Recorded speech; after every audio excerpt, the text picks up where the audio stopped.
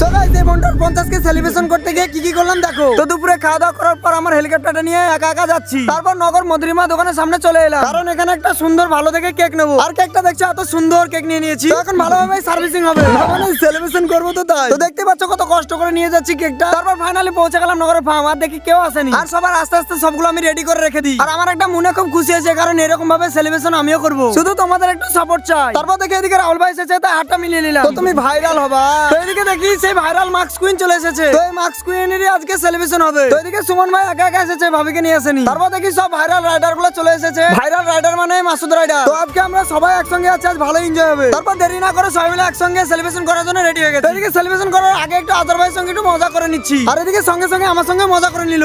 ছি বেকার মজা করতে এলাম রে। গাইস আজকে চলে এসেছি নগর এই ফোনের 50 কে সেলিব্রেশন করতে।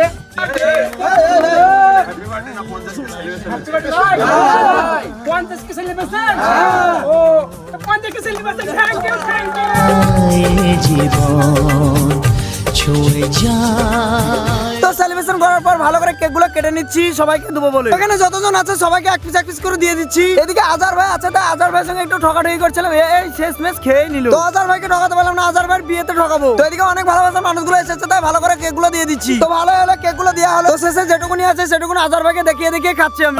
আমার এই মিনি ব্লগটা এই পর্যন্ত, আবার নেক্সট ভিডিওতে দেখা হচ্ছে তোমাদের সঙ্গে।